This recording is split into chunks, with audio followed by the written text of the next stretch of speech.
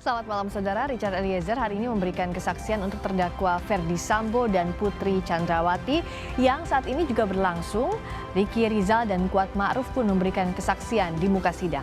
Sidang diwarnai debat panas antara penasihat hukum terdakwa dengan jaksa dan saksi.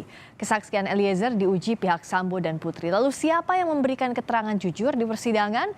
Isi kesaksian Eliezer akan menjadi bahasan utama di Sapa Indonesia malam kali ini bersama saya Friska Clarissa dan nanti ada Liviana Charlisa. Kita jelang Sapa Indonesia malam selengkapnya. Informasi pertama, saudara, sidang kasus pembunuhan berencana Yosua dengan terdakwa Ferdy Sambo dan Putri Chandrawati hadirkan Richard Eliezer sebagai saksi. Saat Eliezer bersaksi, banyak terjadi debat panas antara penasihat hukum terdakwa dan jaksa. Sidang kali ini menghadirkan saksi Richard Eliezer, Ricky Rizal, dan Kuat Ma'ruf. Dalam kesaksiannya, Eliezer kembali mengungkap soal detik-detik penembakan Yosua, di mana Sambo ikut menembak, serta peran Putri dalam penyusunan skenario penembakan Yosua. Sidang sempat diwarnai debat panas saat penasihat hukum Sambo, Arman Hanis, menilai beberapa pernyataan Eliezer tidak konsisten. Dari ketiga keterangan atau keterangan saudara dalam BAP ini, ya, ini tidak konsisten semua. Saya mau tanya, yang mana yang benar? Jadi begini Bapak, dapat saya jelaskan. Biar Bapak tidak menanyakan lagi tentang BAP ini. Ya harus saya tanyakan. Iya, makanya saya harus saya tanya. Saudara penasihat hukum beri kesempatan saksi untuk menjawab. Ya, saya mau jelaskan bahwa ini harus saya tanyakan karena tidak konsisten, Yang Mulia. Silakan. Baik, begini Bapak. Bapak bayangkan dari tanggal 8 Juli sampai di bulan Agustus itu saya didoktrin terus-menerus oleh klien Bapak tentang skenario. Siapa yang doktrin? Di mana yang doktrin? Di mana saudara didoktrin? Di lantai 3. Saudara penasihat hukum tidak perlu sampai membentak. Saya mencoba mengingat-ingat kembali kejadian demi kejadian. Bapak kira segampang itu mengingat kembali kejadian itu? Ini tidak konsisten. Sudah setelah saudara tidak ada. Izin Bapak, penasihat hukum ini menanya sama saksi. Sudah Saya tanyakan ini tidak konsisten. Makanya kita mau tanyakan. Jangan menekan kayak gitu dong. Sudah cukup. Penasihat hukum silakan bertanya langsung. Saya tanyakan, Yang Mulia. Saya tetap bertanya karena Begini, saksi. silakan bertanya lewat majelis. Biar kami bertanya. Baik, Tidak ya. perlu saudara Saya bertanya pada terdakwa. melalui Yang Mulia Majelis Hakim nih, bahwa saksi ini tidak konsisten. Beberapa BAP-nya saya catat di sini, Yang Mulia. Yang tadi belum dijawab, ya. Oke. Saya minta dijawab silakan, dulu. silakan. Apa yang mau ditanya? Ini BAP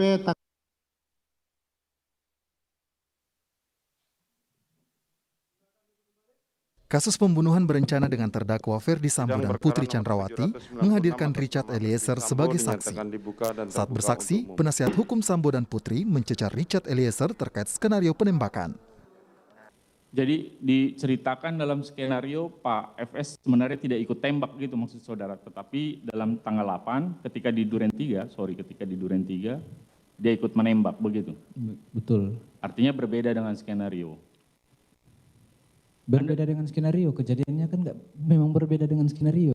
Bukan, saya ini kan tanya kepada saksi. Siap. Makanya tadi saya tanya, jalan cerita yang disampaikan pada saat di seguling Anda berdua yang menurut Anda ada Bu Putri juga, penjelasan soal rencana mengeksekusinya itu bagaimana gitu. Tadi sudah saya jelaskan. Iya, sebentar. Makanya kemudian saya tanya, kan jalan ceritanya bahwa Anda tadi sama ini di keterangan, kamu saja tembak. Karena kalau saya siapa yang mengamankan, kan begitu kira-kira dialognya, betul. Ketika tanggal pergi ke Duren 3, tadi saudara sampaikan Anda melihat Pak FS ikut menembak. Siap. Artinya di luar skenario yang tadi dibicarakan. Di luar skenario. Bagaimana itu? Enggak. Anda nggak ingatkan, Anda nggak bilang sama sebentar Yang Mulia, Jadi, tolonglah saling menghargailah. Saudara penasihat hukum, pertanyaan saudara begini, kalau saudara bertanya, saudara maksud kenapa saksi ini tidak bertanya kepada terdakwa Ferdy Sambo, kenapa berubah skenario? Bukan, Nah, terus apa yang mau saudara karena tanya? kan jalan ceritanya tadi sudah disampaikan di saguling itu Yang Mulia. Betul. Ketika dalam proses itu eksekusi di Duren 3 ternyata ikut mengambil dan seterusnya, beda dengan skenario. Anda reaksinya apa? Itu yang saya tanyakan Yang Mulia. Saudara apa? Ya pada saat itu begitu-begitu aja Bapak. Tidak ada, sudah terjadi kayak gitu. Oke. Penasihat hukum Sambo juga mencecar terkait konsistensi keterangan Richard Eliezer di persidangan yang berbeda dengan berita acara pemeriksaan atau BAP. Saya kembali kepada kejadian di Magelang. Ini saya kembali ke BAP saudara yang tanggal 15 Agustus. Iya. Di situ saudara bilang melihat Yosua dan Kuat lagi adu mulut. Dan kemudian saudara menyatakan kalau mau ribut jangan di dalam rumah, kasihan ibu lagi sakit. Jadi itu sudah saya cabut keterangannya Ibu. Saya belum bertanya lebih lanjut. Yang saudara cabut yang mana? Bentar dulu. Apa yang mau ditanyakan langsung dulu supaya tidak terjebak. Apa yang mau saudara tanyakan? Saya bertanya nanti belakangan saja karena barusan. Coba apa yang itu? Coba dijelaskan dulu apa yang mau itu. Jangan bertanya. Dicabutnya kapan? Loh, ini belum, saudara silakan selesaikan pertanyaan dulu, saudara dulu, baru nanti dijelaskan sama saksi. Kami baru memeriksa saksi ini pada sidang hari ini, dan saya belum pernah mendengar keterangan itu dicabut. Di bulan September kalau tidak salah Ibu, coba Ibu cek lagi. Di BAP bulan Begini, September juga saudara penasihat hukum. Coba Ibu tadi baca sudah di September. apa yang disampaikan oleh saksi di persidangan, itulah yang kita pegang, bukan ada di dalam BAP. Di persidangan, Richard Eliezer mengungkap soal 2 senjata yang digunakan Sambo saat penembakan Yosua. Pada saat itu di tangan cuma 1 yang mulia. Iya betul, tetapi di kanan kiri Siap, ada 2 yang mulia. ada 2. Tahu dari mana saudara kalau senjata? Karena pertama senjatanya beda yang mulia dengan senjata yang kedua yang mulia. Oh, senjatanya pertama berbeda. Beda yang mulia, pada saat nembak ke arah tembok atas itu senjata beda yang mulia. Yang digunakan untuk menembak korban yang mana? Seingat saya yang pertama yang mulia, Yang mana? Itu, yang Glock itu yang mulia. Yang Glock, untuk Siap. menembak korban adalah Glock. Siap. Glock berapa? Saya lupa jenisnya, Pak FS pegang Glock jenis berapa yang mulia, saya lupa. Terus kapan dia menembakkan menggunakan senjata HS milik korban? Nanti pada saat di tembok yang di atas TV yang mulia. Tembok di atas TV. Siap. Dia Ke arah perlawanan yang mulia. lihat dia mengokok dan saudara baru sadar bahwa itu Senjata adalah HS. HS milik korban. Siap yang mulia. Dalam tanggapan di akhir pemeriksaan saksi, Sambo dan Putri membantah kesaksian Richard Eliezer, khususnya peristiwa tembak-menembak. Tim Liputan, Kompas TV. Atau menerjemahkan itu perintah penembakan dari saya. Hingga persidangan hari ini yang menghadirkan kesaksian terdakwa lainnya Richard Eliezer, Ferdi Sambo tetap bersikukuh bahwa ia tidak memerintahkan untuk menembak Yosua tetapi menghajar. Bagaimana analisis terhadap kesaksian yang dibangun oleh Ferdi Sambo dan Putri jika dikaitkan dengan kesaksian Richard hari ini? Kita bahas bersama mantan hakim sekaligus pakar hukum pidana Asep Iwan Iriawan dan bergabung juga pengacara Richard Eliezer, Bung Roni Talapesi. Selamat malam Bapak-Bapak. Selamat malam. Selamat malam Mas Roni, selamat malam. Selamat malam, saya ke Bung Roni dulu. Hari ini Anda melihat klien Anda dicecar oleh pihak kuasa hukum terdakwa, tapi kalau kita lihat kesaksiannya ada narasi yang coba dibangun oleh terdakwa, misalnya bahwa Sambo ini memerintahkan bukan untuk menembak Yosua, tapi backup untuk menembak jika Yosua melawan. Tanggapan Anda, Bung Roni? Iya Mbak, dari awal kan kita sudah bilang kan, ini kalau kualitas saksi mana yang bisa dipercayakan. Ini kan mereka sampaikan seolah-olah bahwa Richard Eliezer ini salah menerjemahkan perintah ya. Terus kemudian yang ditanyakan oleh tim penasihat hukum ini menurut kami tidak logis ya, karena mencoba untuk menjebak klien kami ya. Dan kami melihat bahwa ini lebih ke arogan ya, sehingga klien kami coba diintimidasi kan.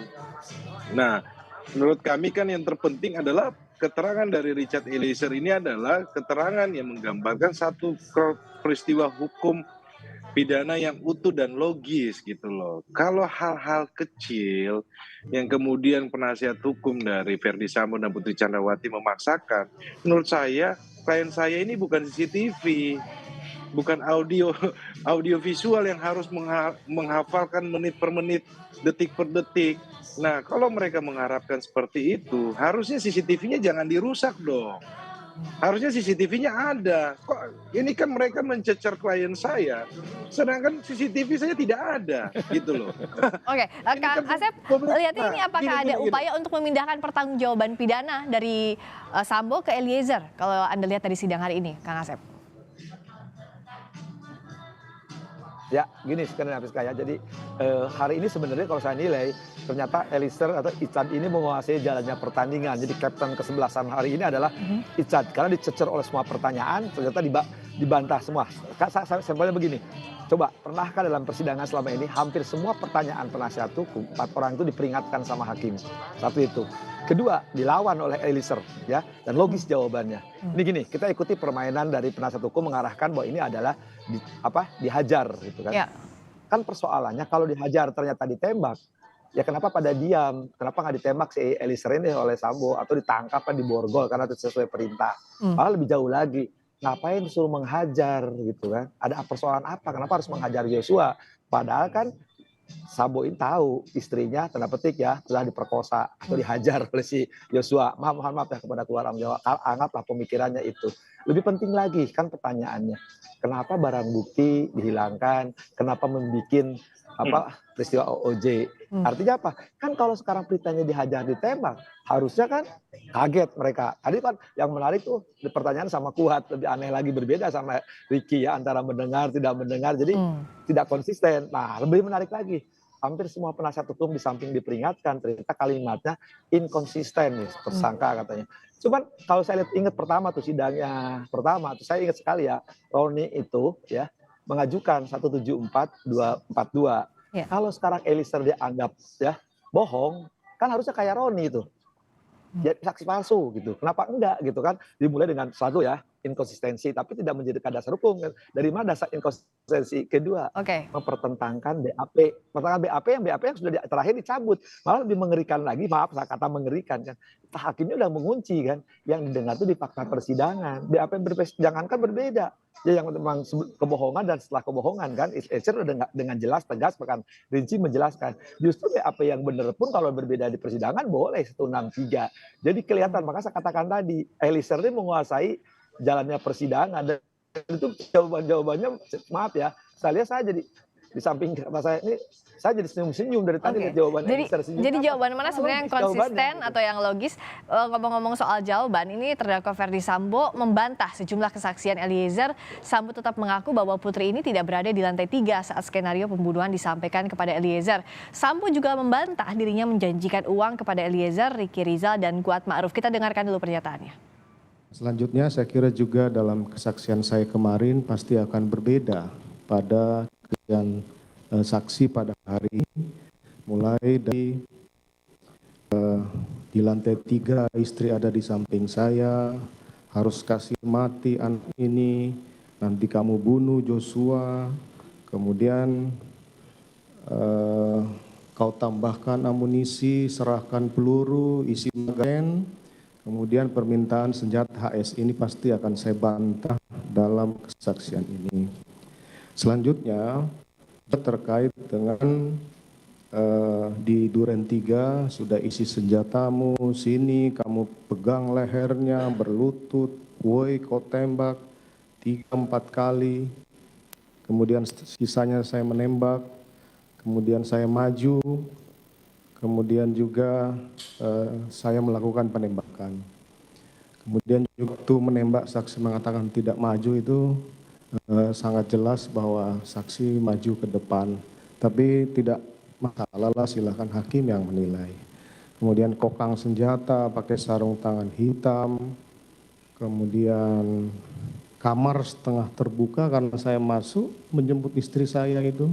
Saya jelas-jelas membuka pintu. Dan terkait dengan saksi di lantai 3 Biro Propos itu ruangan kecil, saya pikir juga saksi mengetahui bahwa saya memberikan penjelasan ke Ricky dan Kuat. Kemudian yang di tanggal 10 juga itu tidak pernah saya janjikan uang dan handphone itu saya yang berikan karena handphone itu berada di meja depan ruangan saya.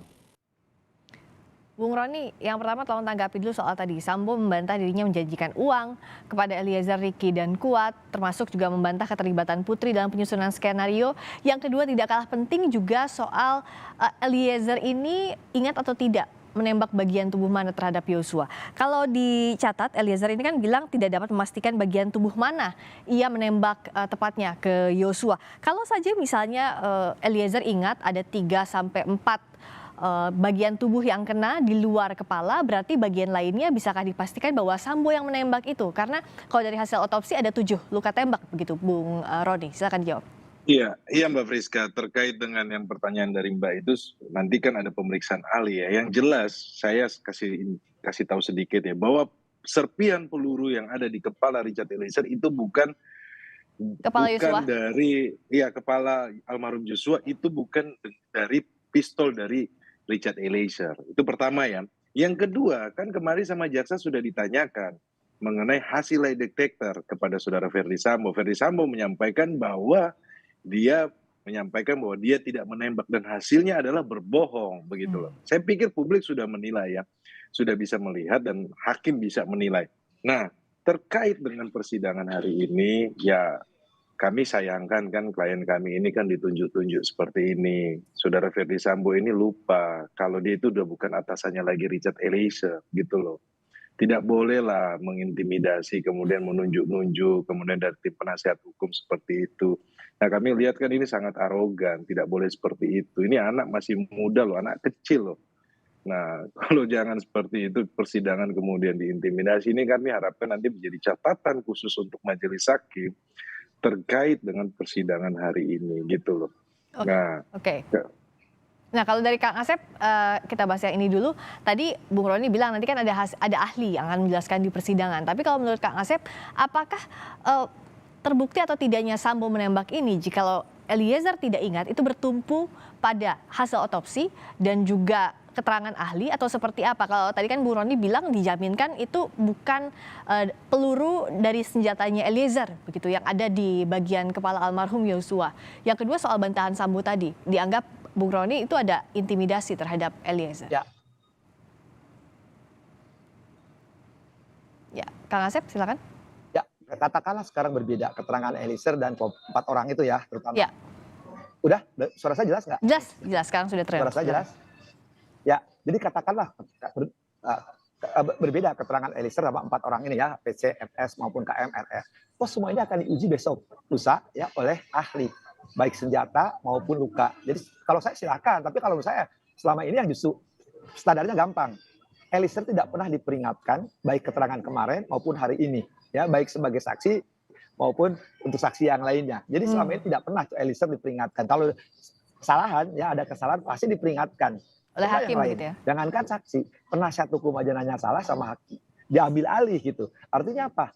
Kejujuran ini nampak ada daripada Eliezer. Artinya secara awal juga lurus pengalir. Bahkan yang menarik menurut saya, maaf ya saya katakan, pertanyaan-pertanyaan konyol ya.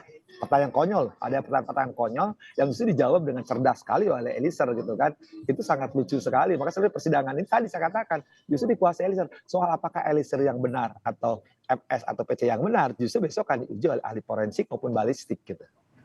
Kalau Bung Roni lihat, adakah Anda melihat klien Anda tanda kutip dijebak oleh kuasa hukum dari terdakwa maupun saksi lainnya? Ya, mereka mencoba untuk memancing emosi dari adik kami ini ya, Richard Eliezer ya. Dia kan masih sangat muda, kemudian harus dipaksa lagi untuk mengingat hal yang menjadi tragedi untuk kita semuanya ya. Tentunya kalau berbicara soal penembakan ini, tentunya kan hal yang sulit kan. Karena dia sampaikan dia belum pernah membunuh orang, kemudian orang yang ditembak ini adalah orang yang dia kenal. Begini, Mbak Friska, bahwa Richard Eliezer tetap konsisten dengan keterangannya ya. Semua penjelasan Richard menurut kami tim penasihat hukum logis. Tidak ada yang ditutup-tutupi ya. Jadi kalau Richard sampaikan ini semua logis, rangkaian peristiwa pidananya menjadi utuh. Nah, kalau dari pihak sebelah sana kan tidak menjadi peristiwa pidana yang utuh karena berbelit-belit. Ya, kemarin kan kami ada catatan terkait dengan saksi-saksi ketika di persidangan mereka lemah lembut menyampaikan. Tetapi hari ini mereka langsung kita duduk jadi terdakwa langsung gaharnya minta ampun. Tapi nggak apa-apa lah, kita tetap pada proses ini dan kami berharap tetap dari dukungan publik untuk Richard Eliezer bahwa poin penting adalah hari ini adalah buat kami Richard Eliezer berani menghadapi bekas atasannya. Jadi Sambo itu bukan lagi atasannya, jadi dia tidak bisa itu perintah-perintah terus nunjuk-nunjuk seperti itu kan, mengintimidasi kan. Nah, terkait dengan perubahan-perubahan BAP, Mbak Priska, kan sudah disampaikan bahwa dia kan didoktrin selama itu dan dia harus mengingat, dan dalam posisi itu kan ketika tanggal 5 itu kan dia sudah sampaikan itu semua bohong. Nah BAP-nya itu kita harus lihat di atas tanggal 6. Tetapi kalau di atas tanggal 6, Ferdi Sambo CS tidak mengakui karena apa? Mereka di situ kelihatan kan bahwa perbuatan pidananya mereka. Itu aja Mbak Priska. Oh itu soal perubahan skenario ya setelah Eliezer mengakui soal membantah skenario awal Sambo. Terakhir Kang Asep, kalau kita lihat kan kalau dalam persidangan bukan seperti main bola ya 2 lawan 1, 3 lawan 1 begitu saksinya, tapi bergantung kepada keyakinan hakim dan kejujuran saksi. Tapi di sisi lain kan saksi ini paling rentan daya ingatnya begitu untuk merunut suatu peristiwa pidana. Nah, apa yang membuat hakim harus lebih cermat dan hati-hati? Sementara alat bukti dalam kasus ini sangat terbatas, banyak yang rusak, termasuk juga saksi terbatas, banyaknya terdakwa juga, antar terdakwa yang menjadi saksi. Ya, hakim kan harus sungguh. Kang Asep? Kan yang lainnya harus objektif ya, sekali lagi. Jadi bagaimana hakim yakin? Halo? Ya.